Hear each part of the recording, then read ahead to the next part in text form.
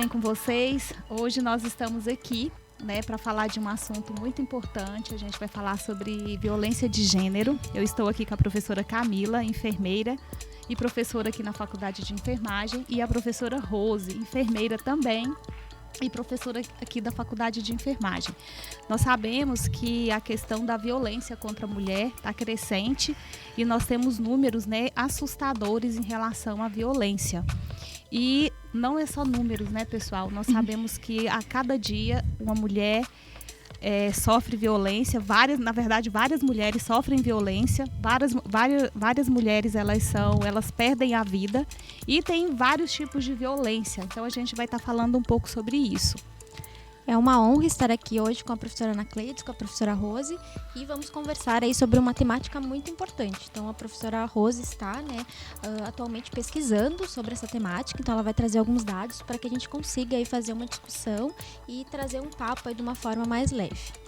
E trouxe aqui alguns dados, meninas, para vocês terem uma noção. No ano de 2020 e 2021, 7.691 mulheres perderam a vida.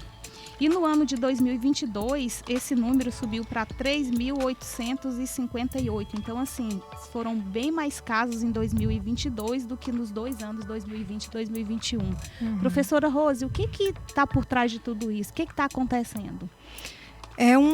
A gente fala que isso é multifatorial, né? Porque o principal fator foi a pandemia. Assim, as literaturas trazem que o principal fator agravante desse aumento, esse aumento que você mostrou aí, professora, ele não é só a nível nacional. Nos últimos anos, principalmente pós-período pandêmico, a gente teve um aumento a nível mundial de 20% nos índices de violência contra a mulher. Muita coisa, né, meninas? Muita. E isso acontece principalmente pelas circunstâncias em que o isolamento social nos colocou, Numa situação de maior vulnerabilidade, isolamento social, Então, hoje, por exemplo, em que nós não estamos em isolamento social, se nós sofrermos algum tipo de violência física e tivermos algum ferimento aparente, as pessoas vão identificar isso no ambiente de trabalho, no ambiente de estudo. E no período de pandemia isso não era possível, Então, essas mulheres acabavam sofrendo mais violência em casa e ninguém as via, para que houvesse uma intervenção externa, Além disso, falando a nível nacional agora, não só a nível mundial, a gente sabe que nos últimos anos também a gente teve um acesso facilitado a armas de fogo no Brasil, E, infelizmente, hoje, para se comprar uma arma é muito mais fácil do que era há 6, 7, 8 anos atrás. Isso também contribuiu para o aumento nas taxas de violência letal. E, Rose, a gente refletindo, o que você está falando, os dados que a professora Ana Cleides trouxe, a gente às vezes se depara com algumas situações nas próprias atividades práticas, Mas eu tenho certeza que muitas pessoas aí não necessariamente sabem o significado, da violência por gênero. Tu poderia trazer um pouquinho para nós aí esse significado para o pessoal poder entender melhor o que a gente vai conversar? Exatamente, professora, sua pergunta é muito boa e pertinente, porque é algo que esse é até uma dos nichos da minha pesquisa, que é verificar, com um grupo de mulheres em que eu vou pesquisar, se elas entendem o significado de estar tendo seus direitos violados, se elas entendem o que é essa violação de direito por gênero, Então, quando a gente fala de violência de gênero, é caracterizada por toda e qualquer violação de direitos. E quando a gente fala dessa violação de direitos, a gente está pensando nas questões legais, na Constituição, Porque daí a gente fala violência de gênero, a primeira coisa que vem na mente é aquela mulher que apanha, aquela mulher que é estuprada, Ou mesmo que é morta. Mas existem muitas coisas para além disso que são categorizadas como violência de gênero. Eu vou citar um caso aqui que teve uma repercussão muito grande na mídia, há algumas semanas atrás, que foi o caso da cantora Nayara Azevedo.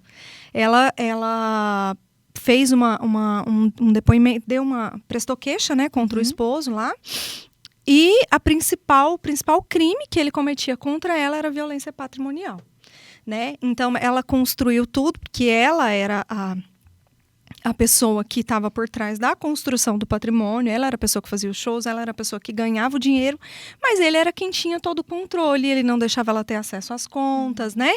Teve toda essa questão, não deixava ela usar os bens que ela mesma adquiriu, como ônibus, avião, essas coisas todas.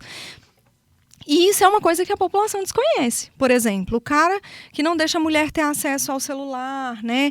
O cara que não deixa a mulher ter acesso, às vezes, ao próprio salário, ou ele confisca ali uma parte do salário, é categorizado como violência patrimonial.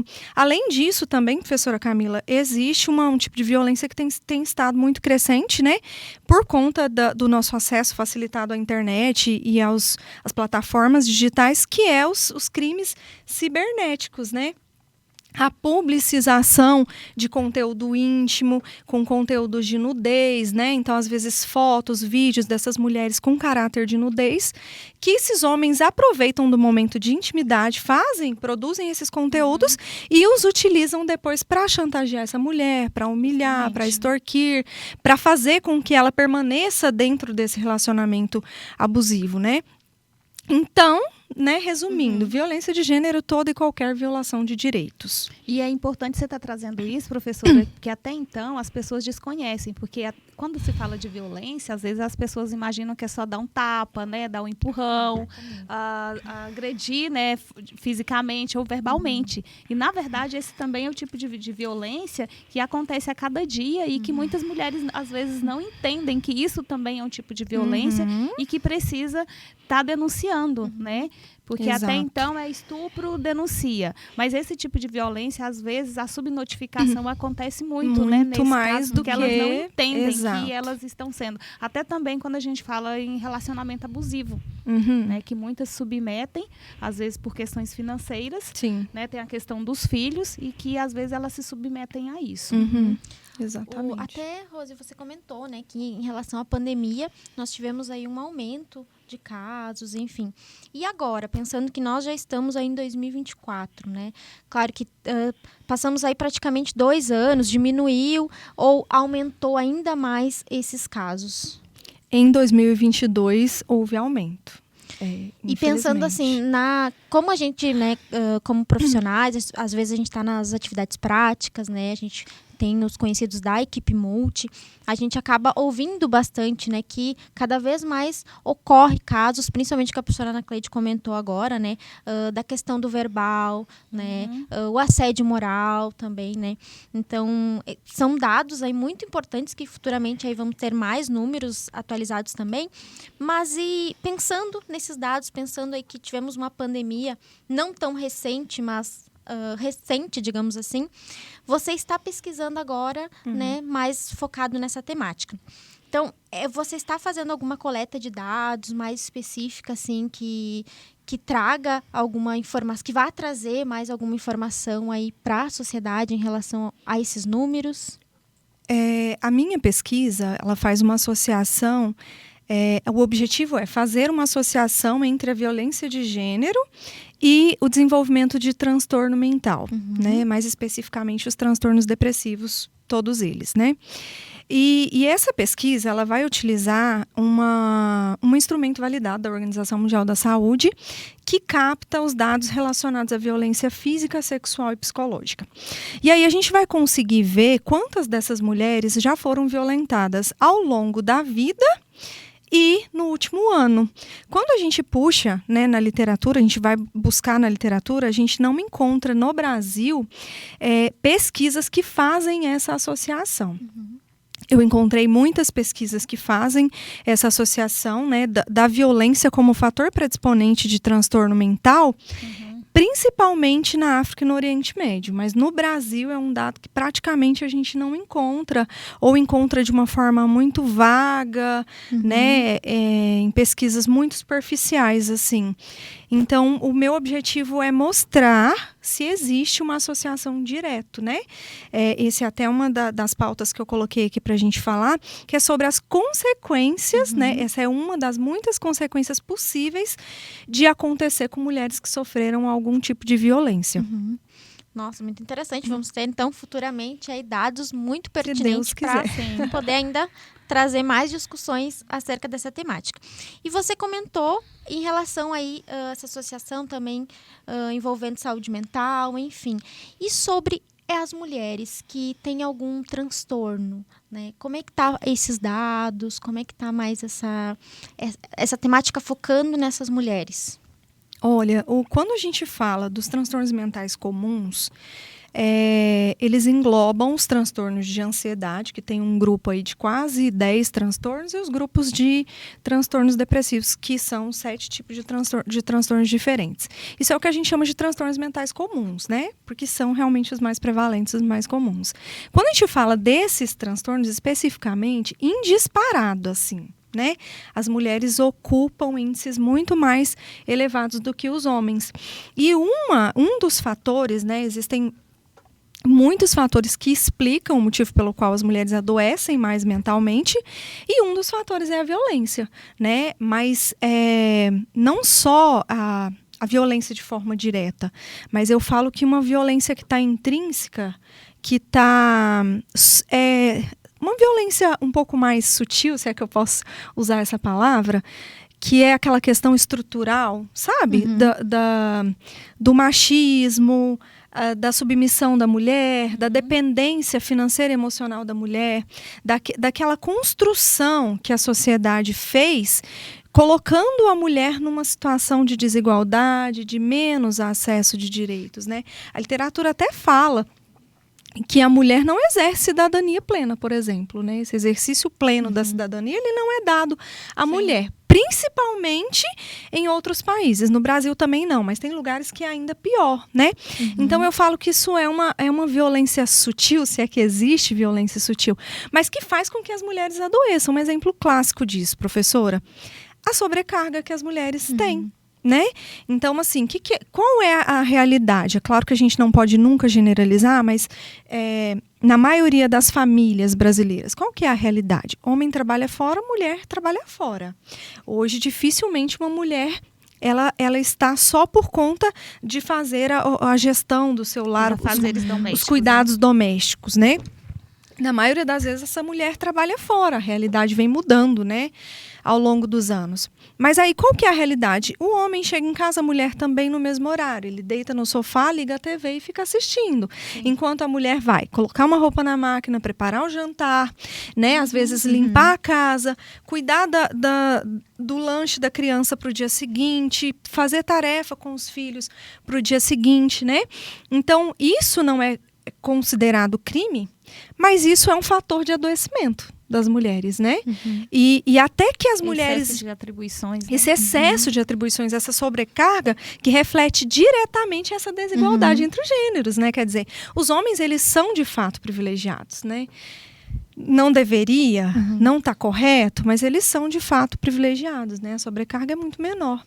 E isso é um fator que predispõe o adoecimento mental.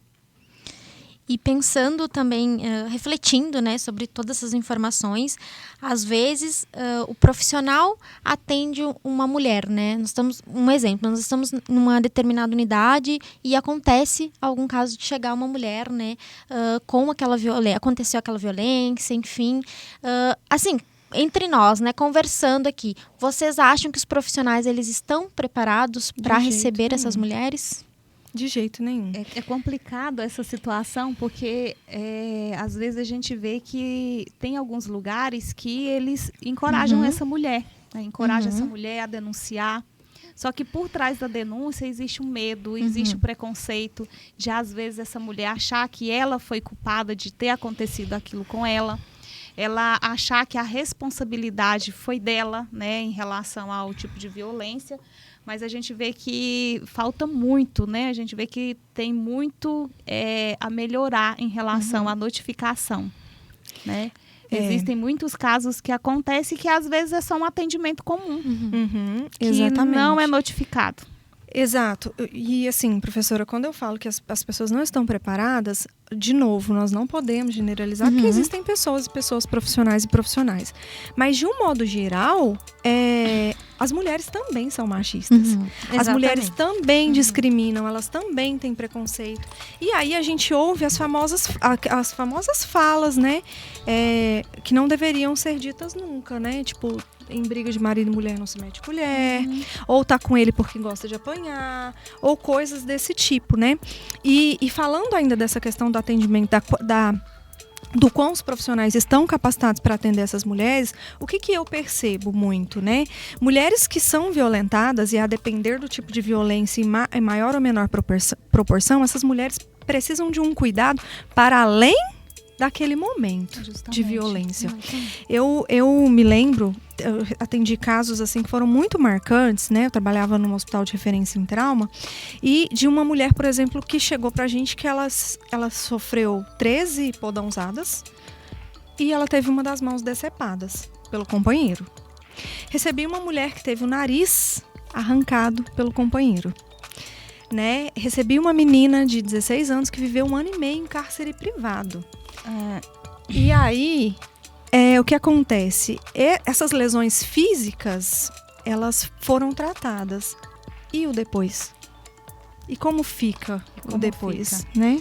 Meninas, o papo tá muito bom, passou muito rápido, a gente nem percebeu. A gente vai para uma pausinha para um café e já a gente volta.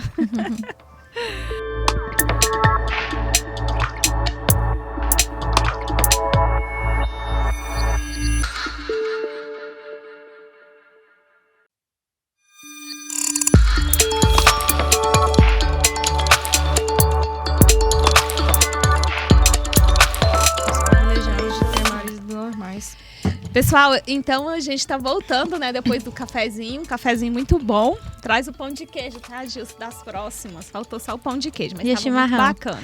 E o chimarrão, né, professora Camila? Então, assim, dando continuidade, né, à fala da professora Rose, que trouxe alguns exemplos reais, né, que de certa forma a gente fica revoltado com essas questões. Mas, e aí, professora Rose, nessas questões, como que fica o pós-atendimento dessas vítimas? Nós sabemos, né, professora Camila, que não somente a assistência, ela finaliza ali após a alta dessa mulher, né, quando ela é admitida nos serviços de saúde, tanto para uma breve avaliação, ou às vezes para uma internação, ou às vezes, dependendo, né, uma intervenção cirúrgica. E aí, professora, nesse caso, o que pode estar fazendo? Onde pode estar encaminhando essa mulher? Então, voltamos agora, né? Temos ainda bastante assunto para nós conversarmos. Professora Rose, e esse atendimento, né, que nós estávamos conversando, trouxe aí relatos de suma importância, que é realmente pra gente, como a professora Ana Cleide falou, é revoltante, mas a gente precisa conversar sobre isso, sim, né? E esse atendimento, esses profissionais, né? Como que você vê isso, né? Qual a percepção em relação a isso? O que os artigos da literatura traz também sobre isso? A primeira coisa que eu acho que a gente precisa falar é sobre os motivos, entre aspas, pelos quais essas mulheres permanecem nesses relacionamentos, né? Primeira coisa, nem toda mulher violentada necessariamente foi de um parceiro íntimo. Isso acontece, né, muitas vezes por pessoas próximas, pais, irmãos, primos, tios, amigos, enfim, nem sempre é por um parceiro íntimo. Mas suponhamos que seja por um parceiro íntimo, a gente precisa desconstruir essa ideia que a gente tem de que essas mulheres permanecem nesses relacionamentos porque elas querem, né? Na imensa maioria das vezes, elas estão ali porque elas não conseguem, né, sair, muitas vezes porque elas não têm condição financeira de se manter, não têm apoio da família, por exemplo, né? E uma coisa que também, né, comprovado cientificamente, faz com que essas mulheres permaneçam nesses relacionamentos é o medo de serem mortas, né? A gente sabe que muitas mulheres que foram mortas, inclusive, já havia histórico antes, já havia denúncia, o parceiro já tinha um histórico antes de agressão, e essas mulheres sabem, né, qual que é o desfecho de muitos casos. Elas acabam permanecendo ali porque às vezes é melhor estar viva nesse contexto do que não estar. Então, o que eu quero dizer com isso, né? Que nós, enquanto profissionais de saúde, futuros profissionais de saúde, tenhamos empatia, né? Deixamos de utilizar essas falas que são clássicas, né, na nossa sociedade, mas que são infundadas, né? Porque a gente não sabe o que de fato essas mulheres estão vivendo, né? Então, por exemplo, professora, desses exemplos que eu te dei, como fica o emocional de uma mulher que foi mutilada pelo próprio marido, que teve seu nariz arrancado? Essa mulher vai passar por um processo emocional muito difícil, né? Até que ela consiga se reerguer emocionalmente, né? Socialmente, é um processo longo. E aí, o que as pessoas fazem? As pessoas ainda, claro que às vezes até numa boa vontade, no sentido de ajudar, olha, minha filha, não fica assim, não. Você tem que agradecer a Deus que você está viva, né? Ou coisas desse tipo. Ok, o exercício da gratidão ele pode nos ajudar a superar processos difíceis, mas é quase que impossível que uma mulher, nesse contexto, não desenvolva um transtorno depressivo, por exemplo. Exatamente. Né? Então é preciso que a gente tenha empatia, que a gente tenha sabedoria no trato com essas mulheres para a gente não acabar piorando essa situação. Porque aí a gente acaba ainda colocando essa mulher numa situação pior do que ela já está. Justamente. Né? Tipo, mas espera aí. Eu não tô conseguindo estar grata por estar viva, a mulher ainda vai se culpar, né? Quando, na verdade, ela só é vítima. E aí agora eu fiquei também pensando na questão do julgamento, né? Não digo dos profissionais também, né? Não generalizando, né? Mas, assim, às vezes, de algum outro paciente que está vivendo aquela situação, o preconceito também, querendo ou não, de outras mulheres referente àquilo, né? Então, assim, a importância aí, como você falou, né? Dos profissionais terem empatia. Então, a equipe multi, né? Nem sempre está preparada, mas a empatia é um fator aí primordial para a gente se preparar, né? Para a gente estar aí preparado, dependendo da situação, enfim, mas especificamente dessa aí é algo muito importante. E pensar, como a professora Ana Cleides perguntou, no pós, né? Porque às vezes essas mulheres estão hospitalizadas ou não, enfim, mas sempre pensar que elas precisam de um serviço de saúde no pós, né? Pós-agressão, que seja um serviço de testagem e aconselhamento, CTA, né, para investigar infecções sexualmente transmissíveis, que seja maternidade para interrupção de uma gravidez indesejada por conta de um estupro, ou que seja um serviço de atenção em saúde mental, como o CAPS, por exemplo, né, o Centro de Atenção Psicossocial. Se ela desenvolver um transtorno mental, a gente tem sempre que pensar e minimamente conhecer os fluxos, né, para que a gente pense em como vai ficar essa mulher depois e direcionar ela para os serviços que ela precisa ser assistidas. E também outra questão, né, que eu fiquei reflexiva sobre a importância, às vezes, da escutativa, né? Às vezes a gente está ali para algum determinado atendimento com aquela mulher e ela se sente à vontade para nos relatar alguma situação. Aí a gente precisa, às vezes, tomar algumas atitudes, como já aconteceu aí numa atividade prática, né, com os alunos, da mulher se sentir mais confortável com aqueles alunos e acabar realizando uma escutativa. E a gente precisar daí tomar algumas outras medidas, né? Mas a gente percebe aí algumas importâncias, né? Como não só a enfermagem, mas várias outras profissões que estão na frente aí e precisam aí ter empatia, né? Precisa realizar a escutativa, que muitas vezes acaba auxiliando essas mulheres aí, evitando, né, alguma situação. Porque, na verdade, meninas, o que a gente vê é que os profissionais em si, quando a gente está inserida ali naquele contexto, acaba que a gente é muito técnico. Exatamente. Sim. Então, assim, aquela pressa, porque já tem outro paciente aguardando, porque eu tenho que fazer isso, eu tenho que lançar isso, eu tenho que fazer prontuário, eu tenho mecanicista. Acaba que esse processo, a gente esquece que por trás daquele caso existe uma pessoa, existe um ser, né, que precisa de uma atenção, de uma escuta especializada. Exatamente. E de forma holística, naquele momento.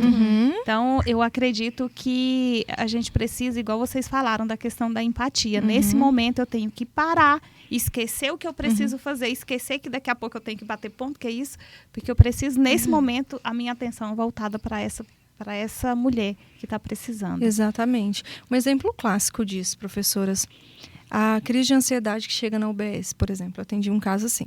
chegava na UBS, primeira vez, tratou ansiedade aí, né? Chegou na UBS, tratou ansiedade, voltou para casa. Na terceira vez, ela passou por um acolhimento, né? Que é o fluxo da atenção básica aqui. E aí eu acho que ninguém havia feito isso ainda, eu ousei perguntar para ela, tem algo acontecendo? Existe algo que você gostaria de conversar?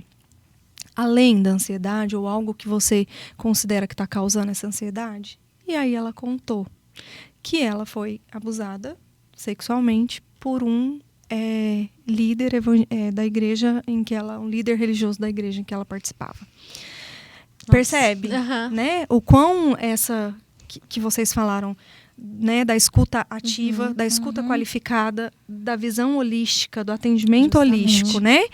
É realmente isso, professora, a gente deixar de lado essa questão mecanicista para a gente ver para além, né, daquilo que os olhos veem. Tem coisas que a gente não consegue ver com o exame físico. Tem coisas que precisam ser além mesmo. E uma questão até que você comentou, professora Rose, foi da questão ali que tem esses serviços, né, que a gente, dependendo da situação daquela mulher, né, e aí você comentou, né, que a gente tem o Centro de Acompanhamento, né, o CTA, e sobre as infecções, né, você teria algum dado, enfim, alguma informação para trazer para nós? Como é que tá essa questão? Porque a gente sabe, né, que infelizmente acontece muitos abusos e, né, da forma aí que, enfim, né? Muitos casos acontecem, enfim, nacionalmente, pensando dessa forma, né? As STs aí estão em alta, né? E sobre essas informações aí, você teria algum caso, enfim, para trazer para nós? Nós temos, no Brasil, pouquíssimos estudos que fazem essa associação, infecção sexualmente transmissível relacionada a abuso. Nós temos muitos estudos assim na África, principalmente Quênia, Camboja, Suriname.